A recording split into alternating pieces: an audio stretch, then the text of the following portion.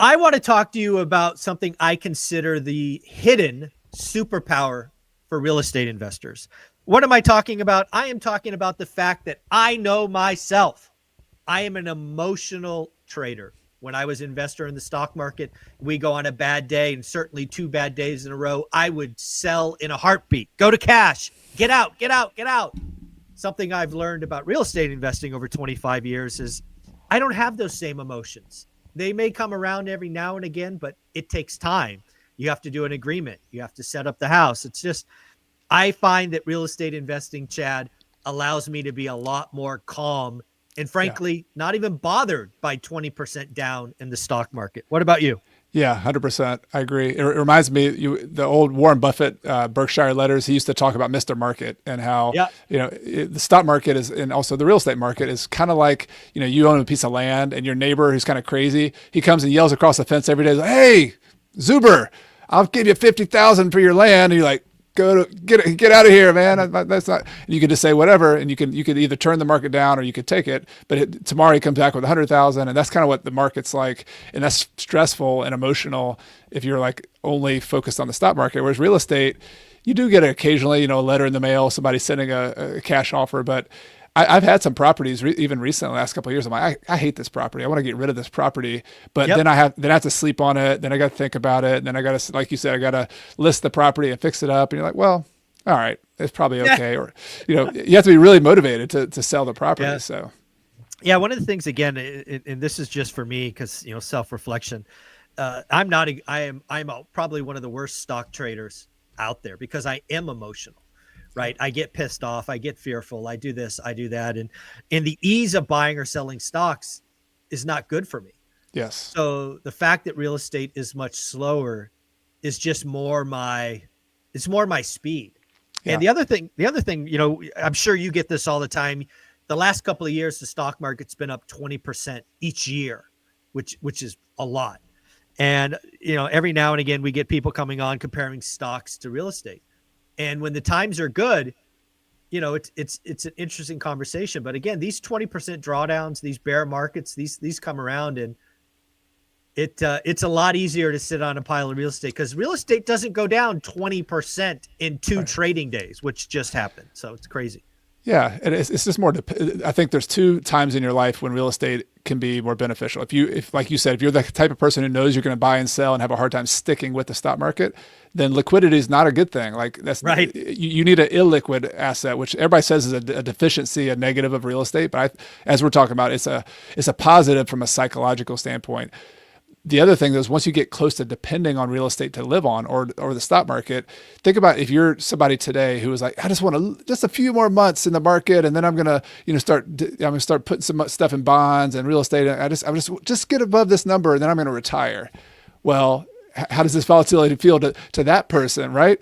Whereas real estate it's a much more of a deliberate thing. It's like, okay, I bought 10 properties. It's going to pay down a little bit every year. Hopefully the rent's going to go up a little bit every year. And then over time, I'm going to sell a few properties. It's more of like a chess match that, yes, we have to depend on the wind and the weather that's going on too, but it's much more of a slow moving chess match than it is like this fast, rapid, got to get in and out. I mean, that's stressful if you're depending on that to retire. It's not for the faint of heart to choose when to get in and out of the stock market.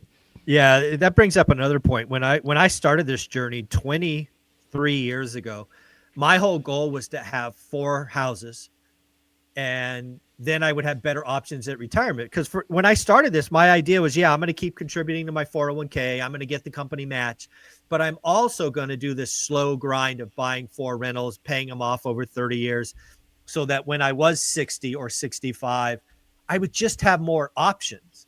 And Yeah. to your point, a lot of people are, a lot of baby boomers are certainly thinking about retirement, and suddenly some of them think they got to work a couple more years because the market took a dump right when they were about to exit. If you had 4 rentals, you have some coverage. Yeah. Yeah, and to be clear, I think it's good to have a mix. Like I have my retirement account in equities, but I have my main stuff I'm going to depend on first in real estate or a business. Like you make buy and sell stuff, or you have your rental properties, and then to me, it's like my next level is some equities that an index fund with low cost. And I just don't even think about them. And that way, like you and I talked before the call, oh, the market's down 20%. I'm like, oh, really? Like, okay. Yeah, didn't even know.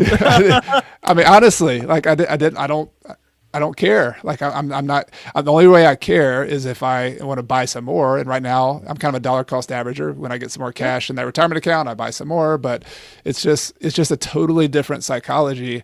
I literally don't care. Like I'm looking at it over the next 10 to 20 years, and that's all that matters to me. That's so awesome. Again, this foundation that you and I have built with real estate is what we've built, what we plan to live on, and the extras for 401ks or IRAs is just that they're extras. Yep. The other thing, obviously, a superpower of real estate is there's lots of different ways to create value. The market's ever changing. Sometimes it's good to flip, sometimes good to burr. You're going on a new track, which I'm super excited about. It looks like you're potentially going out, buying houses, fixing them up, selling them, but carving off a plot or another land so you could use that for value creation. Talk about that a little bit. It's super sexy. Yeah, I mean, if you go to the macro part of the real estate market, you talk about this a lot on your show, how the supply of housing is just all time low, right? Well, right. One way to solve that from a capitalist standpoint is to add more supply. And so right. we do buy existing rentals, we fix those up and then put them on the market. But I'm really intrigued, and I've been playing around with the builder partner on building new construction rentals as well. And I actually just talked to him this morning about it. Like you have the big tract builders who can go in and they own a bunch of land and they mass grade all the land and they build, hundreds of units at a time or thousands of units. That's one game. But my heart, and of course, as a small and mighty investor, and more the game I play in is, can we go buy like one piece of land that has a house on it, but maybe the zoning is such that the minimum square foot lot is 12,000 square feet or 6,000 square feet, but this lot is 24,000 square feet, or 25. So maybe it's just an extra big lot that you can then get it resurveyed, carve off the extra lot, and then build a house on that extra space. And so now you can fix up and hopefully make money off the existing rental, but then you build this other rental, maybe it's a duplex as well, and then you've added one or two new units to the market on a piece of land that was just not fully used to its potential before. And that's a small mighty investor could do that. There's some complication. You got to learn what the rules are for zoning. You got to learn setbacks. You got to hire, an engineering company to help you do that kind of stuff. But it's a very doable project. And from a financial standpoint, the money to build one or two houses is much different than having to develop an entire property where you're raising a ton of money. There's a lot of risk to doing that. Oh yeah.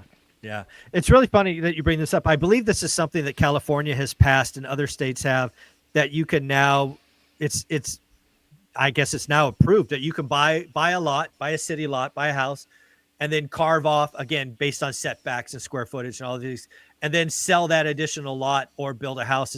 It's definitely a money-making opportunity. I'm hearing a lot of people in San Diego actually doing that now because, again, what they're seeing is, it takes them about, I think, $350 to $380 a foot to build, but they're getting like $600 in value once done. So they're playing with that $220 spread and crushing it. Yeah. So this is a great strategy if the numbers work. Yeah, mine is very different from San Diego numbers, but it might be more like a 1,500 square foot house that maybe has a value of $350,000, and then you can maybe build it for 125 a square foot or something like that. Yeah. That's more the numbers we're looking at. Yeah. So again, very profitable. Not every city works. And I looked at it in Fresno, and right now it's upside down. It takes about $225 to build, and you're only getting about $150 of value. That could change, right? Right now there's just lots of dirt in Fresno, so it's cheaper to build regular homes, but it will come in different markets. So yeah, and ADUs is another, we've talked a lot about that too, but I just think the idea of there are cities who are receptive to this gentle density of having like an ADU, an extra house, and that, I love the idea of having like thousands of small and mighty investors who build one or two at a time, and how we can then build a lot of housing supply. But it's like kind of a crowdsourced way of adding supply to the market and adding a ton of value and also making money on it. And and it's also infill development, as opposed to a lot of the big tract homes are out on the edge of town. Whereas the ones I love are in neighborhoods that are already established. Like finding that little lot. Absolutely. No, absolutely. Well, let's kind of close on this topic because I think one of the things that's going to be proved to be very interesting in the next 3 to 6 months is the small and mighty investor and one rental at a time are going to be increasingly interesting to investors. I think a lot of people got roped into stocks only go up. They went up 20% back to back years.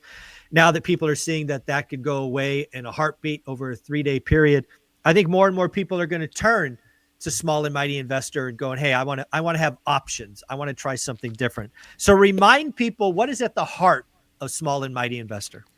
Yeah, the small mighty ethos is that you don't need to have 100 units, 1,000 units. You could have just four, which I wrote about in my book. The idea that you've put forward there, that just four properties can make an enormous difference in your life, and we celebrate that. And so the idea of a small and mighty investor is having the minimum number of properties that you need to achieve your financial goals, and to have an elegant solution as opposed to like being the biggest, the 10x, the most. It's been interesting, Michael, the last year or two, like the 10x thing and the scale thing and the syndication thing's kind of falling apart a little bit. The stock market's kind of going up and down. And here we are, the one rental at a time, and the small mighty folks, we're just plodding along, little tortoises, just buying properties and doing just fine. So not that there's not challenges here and there, but it's sure. The cool thing about your philosophy, which I respect and appreciate, and the small mighty philosophy, is that this isn't brand new. This isn't a new idea. Like this, no. People have been buying one house at a time for a long time. They've been adding value to their community. They've been helping tenants, and in return, building income streams and wealth. And it's a feel good and a profitable way to control your financial destiny. And I think that's the really cool part about it. Yeah. And Coach, I love what you're doing. Where should people go look for more information?